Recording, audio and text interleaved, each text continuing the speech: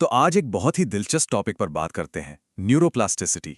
ये हमारे दिमाग की वो कमाल की ताकत है जिससे वो खुद को बदल सकता है। और ये एक ऐसी पावर है जो असल में हम सबके अंदर है। अच्छा, एक सवाल अक्सर लोगों के मन में आता है ना? कि क्या एक उम्र के बाद हमारा दिमाग बस फिक्स हो जाता है? क्या वो बदलना बंद कर देता है, जैसे कोई पत्थर की लकीर? ये एक बहुत पुरानी सोच है। तो सबसे पहले चलिए इस सबसे बड़े मिथक को ही तोड़ते हैं। ये सोचना कि बड़े होने के बाद हमारा दिमाग बदल ही नहीं सकता, ये बात बिल्कुल बिल्कुल गलत है। सच्चाई तो इससे कई ज्यादा मजेदार और उम्मीद देने वाली है। तो फिर ये न्यूरोप्लास्टिसिटी आखिर है क्या? सीधे सीधे कहें तो ये हमारे दिमाग की एक खासियत है।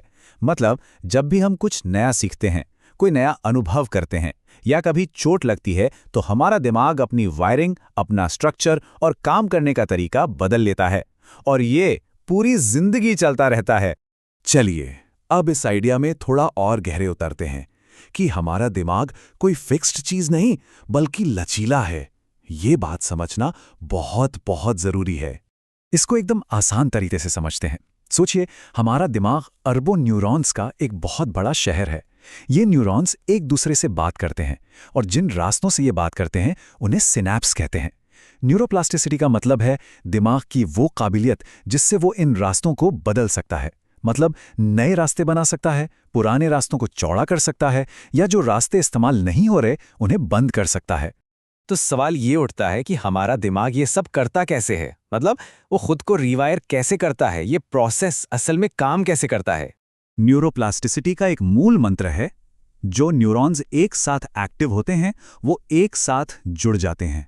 मतलब जब भी हम कोई नया काम करते हैं या कुछ नया सोचते हैं तो कुछ खास न्यूरॉन्स एक साथ फायर होते हैं, और जितनी बार हम वो काम दोहराते हैं उन न्यूरॉन्स के बीच का कनेक्शन उतना ही मजबूत, उतना ही पक्का होता जाता है। अब देखिए, ये बहुत दिलचस्प है। दिमाग के रीवायर होने के दो मुख्य तरीके हैं। एक है लॉन्ग टर्म पोटेंशिएशन या एलटीपी। इसे ऐसे समझें जैसे जंगल में कोई पगडंडी। जितनी बार उस पर चलेंगे वो रास्ता उतना ही साफ और चौड़ा होता जाएगा।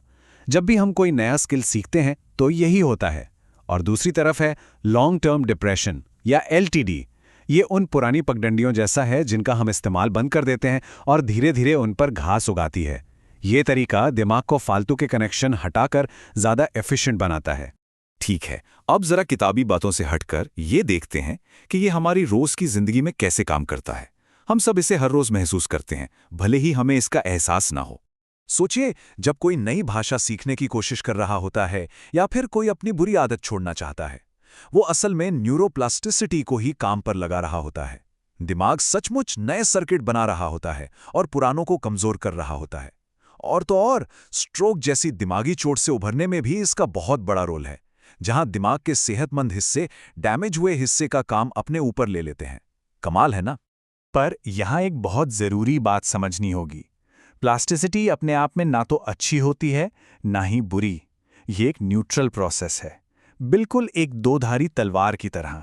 ये स्लाइड इस बात को बहुत अच्छे से दिखाती है। एक तरफ इसी प्लास्टिसिटी की वजह से कोई म्यूजिकल इंस्ट्रूमेंट बजाना सीखता है, लेकिन दूसरी तरफ किसी भी तरह की लत भी प्लास्टिसिटी का ही नतीजा है, जहां दिमाग गलत चीजों के लिए रिवॉर्ड सर्किट को मजबूत कर लेता है। इसी तरह एंग्जाइटी और पीटीएसडी भी दिमाग में डर के सर्किट के मजबूत हो जाने की वजह से ही होते हैं। तो अच्छी खबर ये है कि हम जानबूझकर अपने दिमाग में अच्छे बदलाव ला सकते हैं। हम अपने दिमाग की वायरिंग के आर्किटेक्ट खुद बन सकते हैं। तो ये कैसे किया जा सकता है? कुछ तरीके हैं जो काम करते हैं। जब भी हम कुछ नया और मुश्किल सीखते हैं तो हम दिमाग को नए न्यूरल सर्किट बनाने के लिए मजबूर करते हैं। एक्सरसाइज, खासकर एरोबिक एक्सरसाइज, दिमाग में बीडीएनएफ नाम का एक केमिकल रिलीज करती है जो नए न्यूरॉन्स के लिए खाद की तरह काम करता है। अच्छी नींद के दौरान दिमाग दिन भर की लर्निंग को पक्का करता है और फालतू कनेक्शंस हटाता है। और मेडिटेशन से प्री फ्रंटल कॉर्टेक्स मोटा हो सकता है, जो फोकस और सही फैसले लेने के लिए जिम्मेदार है। और ये याद रखना भी उतना ही जरूरी है कि कौन सी चीजें इसे रोकती हैं। लंबे समय तक रहने वाला स्ट्रेस दिमाग में कॉर्टिसोल नाम का हार्मोन भर देता है, जो नए न्यूरॉन्स के लिए जहर जैसा है। और नींद की कमी से दिमाग को खुद को रीसेट करने और सीखने का मौका ही नहीं मिलता। ये दोनों ही अच्छे बदलाव के सबसे बड़े दुश्मन हैं। तो आज की इस पूरी बातचीत का निचोड़ क्या है? निचोड़ ये है कि हमारा दिमाग एक मूर्तिकार की गीली मिट्टी की तरह है, जिसे हमारे अनुभव, हमारे विचार और हमारे काम हर पल एक नया आकार दे रहे हैं। और आखिर में ये सवाल छोड़कर जाता हूं कि अगर ये सच है कि हमारा दिमाग लगातार बदल रहा है, तो इन बदलावों का ब्लूप्रिंट कौन बना रहा है? इसका इंचार्ज कौन है? जवाब हम खुद हैं।